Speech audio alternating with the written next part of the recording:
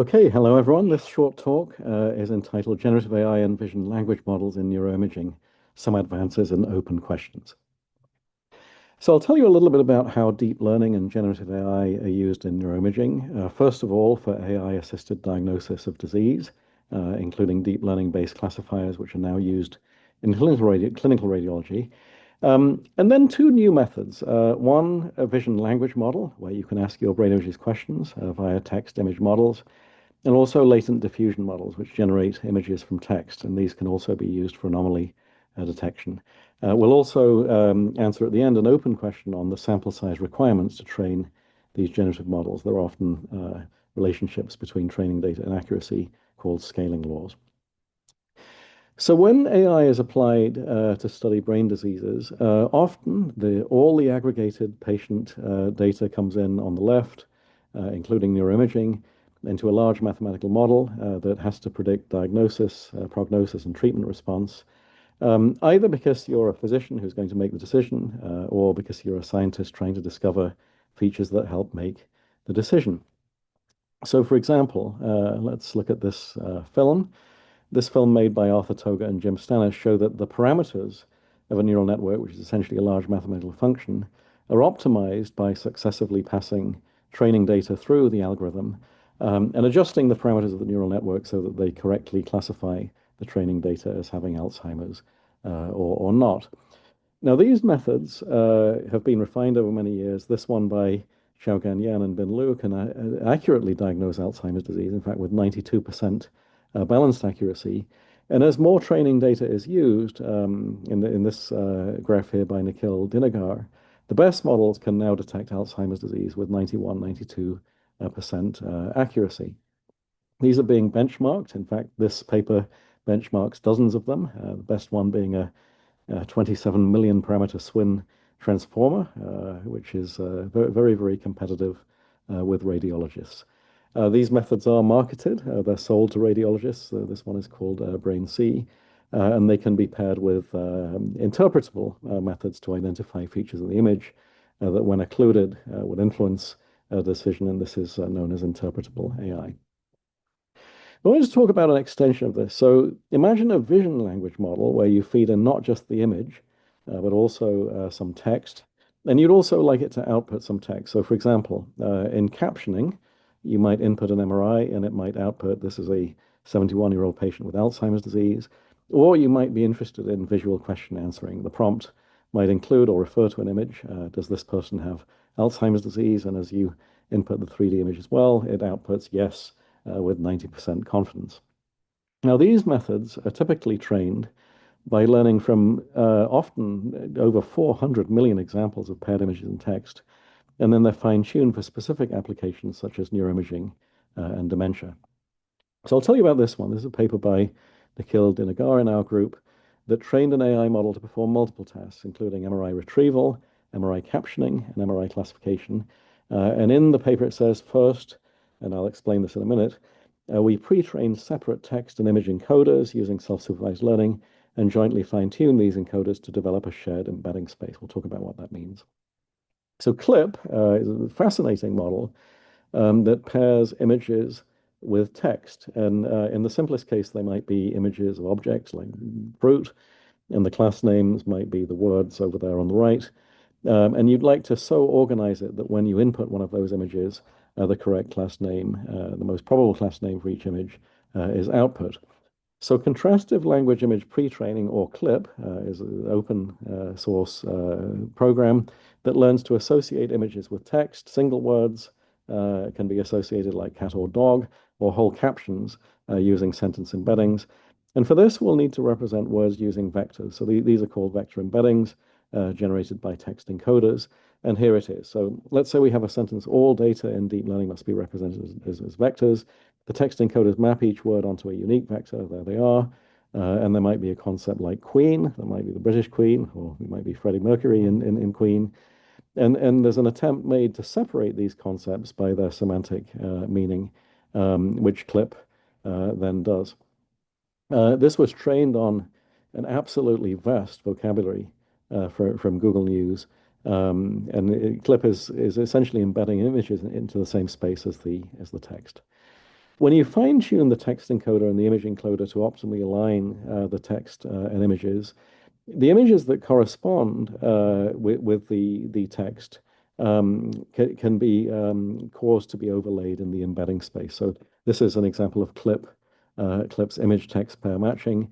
It will try to move the embeddings in such a way that we increase the cosine similarity of correct pairs in a batch and reduce the cosine similarity of the incorrectly paired images and text.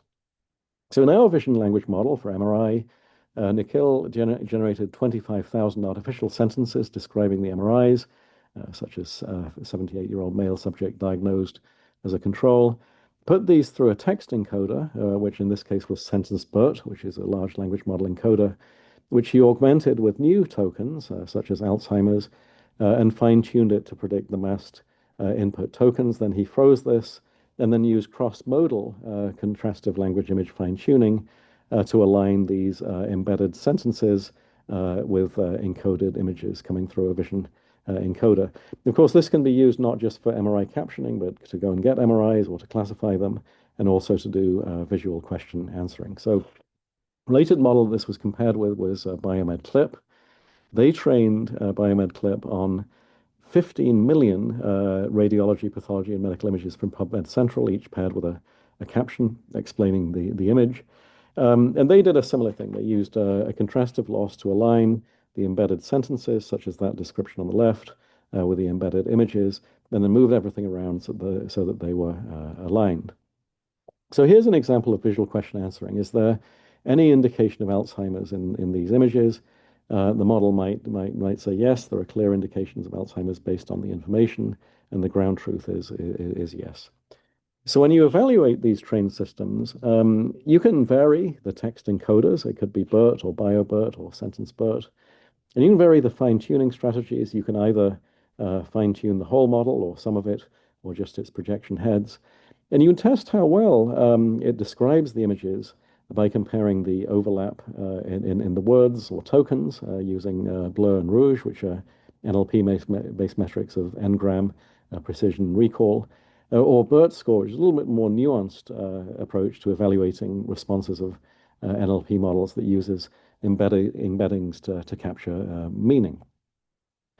So this system was actually quite good at visual question answering. For Alzheimer's disease classification, it gave a balanced accuracy of 0.81, which is promising for a model trained only on text. The ones we showed earlier do reach 0.92, and they're a little better. But we hope to add more disease terms across all the disorders we study in our Enigma consortium to test their ability for differential diagnosis.